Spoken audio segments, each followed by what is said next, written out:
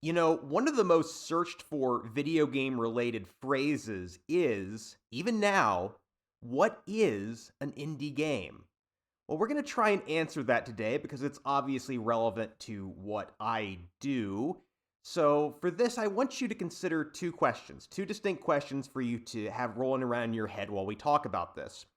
First, how do you define whether something is an indie game versus an A tier game? What metrics are you using? And two, is the term indie game still a meaningfully useful term in 2025, or should we just completely move on? So, the impetus for this is Video Game Insight's last report, which, unlike last year, I'm not going to talk about it at length because this thing took me about halfway to a stroke. Because VGI appears to be the only body in existence that is continuing to insist that Black Myth is an indie game. I thought we all kind of agreed that it's really more of like a modern kind of new age A-tier AAA game. I thought we were all in agreement on this. I know I was calling it an indie game 12 months ago, but VGI appears to be the only body still using this definition, which means that really all of their metrics are off the mark. So I really can't discuss anything they have to say because I disagree with their definitions. But what is more important, and this does lead into my point, is that they have decided that the indie market is so large at this point, and it encompasses such a large proportion of the industry that the term is too broad. And they've decided to start dicing this up into finer terms. They're not alone in this. A lot of reports and a lot of people who do this kind of market analysis are moving into finer terms. They're carving things up a little bit more. But I'm going to look at a couple of them because a lot of them are using terms that you may be familiar with.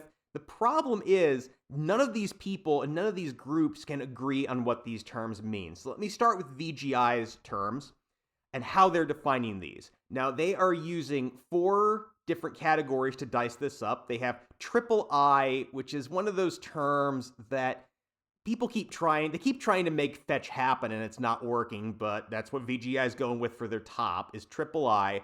Then below that, they have middle market, small teams, and hobbyists. And hobbyists, by the way, is a term I hate. Simon Carlos uses this too. The problem I have with hobbyist, aside from being fairly dismissive, is it's a lot of times used to just write off the underperforming games when they're doing the rah-rah rise of the indies stuff to make it appear that the market is a lot healthier and stronger than it is. But the problem with that is, depending on how you define hobbyists, a lot of these are marking off 70 to 80% of all games and all developers. And I don't know how your analysis can be meaningful if you're excluding 80% of the market. But whatever, that's what they're doing here. And you can also see how it is that VGI is classifying these. They're classifying them by team size, by the number of games sold, and by their overall revenue, which is pretty standard for how they do things. It's one reason why their results can look a little different than other people. And there's any number of metrics you can use. If you're not familiar, the way VGI usually classifies these is they'll look at those 3 metrics, and the one that is the lowest classifies either the developer or the publisher. I'm not really a big fan of classifying these things based on outcome, but that's how VGI does it. That's one reason I don't use VGI as much as I used to, and in fact, most of the data I will be using a little bit later comes from Gamalytic, which is one of their competitors. They obviously have different methodologies for this kind of thing. Now, this is fine for VGI internally. The problem is, when you're going back and forth, you will hear, first of all, you'll hear different terms. Like, if like me, you're not really a big fan of triple I, another term that certain people are shopping around is A+, like just the absolute bottom, kind of the crossover point into the A-tier space, which also has very limited adoption. No one's using that term either. And then there's a lot of other terms that are the same words, the same terminology, but they're defined differently. For example, we're using the term middle market in the VGI thing, and they define middle market team as being 15 to 50 people. But if you go to the 2024 Unity Gaming Report, which I used for State of Indie, that one also uses the term mid-market, but in their case, they start it at 50 people, and it goes up to 300 because they're talking about much larger studios. So, same term, radically different definition, and that becomes a problem when you're going back and forth between these. And this matters, at the very least it matters to me. When I started doing State of Indie, the only time the term indie games appeared was in the title and the body of those articles. I referred to them, I think, as like small team games or small team developers. Eventually, I kind of decided that was a battle I was going to lose. So I just started using the same language as everybody else, but now everybody's using different language, and it makes it really hard to study these things. Having somewhat objective measures for this would, in the first place, let us put an end to a lot of really stupid and pointless fights, but also it would just allow us to kind of better understand the situation for developers, because I want to show you, because I actually want to look at two games. First of all, Black Myth, which I still think is ridiculous to call that an indie, but there's another major indie this year that is kind of questionable as to what you describe it as, and that's Palworld. Palworld, of course, made $500 million. And as such, it's a massive outlier. Palworld made 10 times more money than the next highest earning indie game. But the problem is it an indie game? Like, is Pocket Pair an indie developer? Because Gamalytic, whom I'm using for the data we're going to start to go into here, they define them as AA. So should they be in there? And it matters. We talked a little bit in State of Indie about concentration.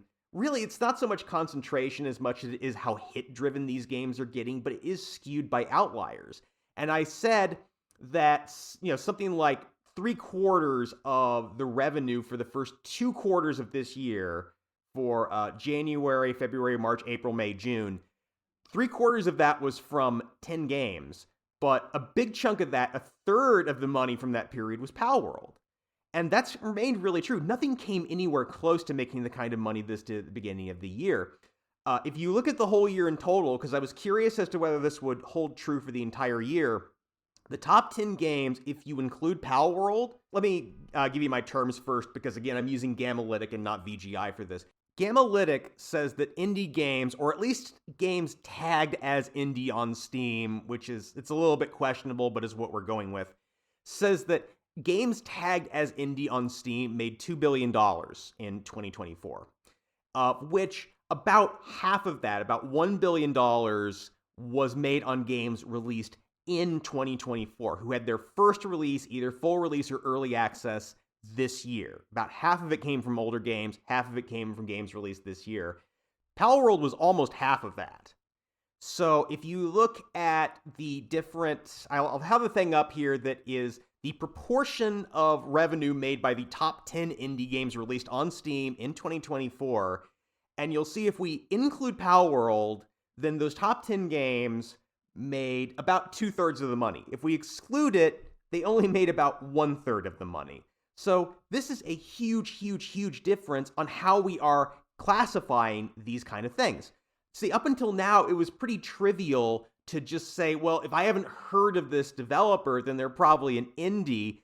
But that's not necessarily true anymore, and it's resulted in, again, some absolutely ridiculous fights. It's resulted in some games made by massive companies that get tagged as indies because A, they don't look like AAA games, and B, we haven't actually heard of the developer. It's some little studio out at a gigantic video game company. And it's just a constant source of confusion all around. So it is kind of looking like, my opinion is we should probably, if not retire the term outright, at the very least, we need to start being a lot more specific when we talk about these things. Because from the perspective of the developers, I don't necessarily want to gatekeep here and say this is indie, this is not, but all of these people are having completely different experiences depending on, are you a team of 3 people or are you a team of 30 people, and how much money do you have working capital or do you have none, and what kind of game are you making, and are you going through a publisher? I mean, they are having completely different experiences that just cannot all be bound up together under a single term. It just doesn't make any sense to do this anymore. So that's my take. Now I want to hear yours. So first, how do you define the term indie game? And do you think that the term indie game is really still meaningfully useful as a tool for things like game discovery and analysis? So leave your thoughts down in the comments. I look forward to hopefully a respectful discussion among intellectual equals.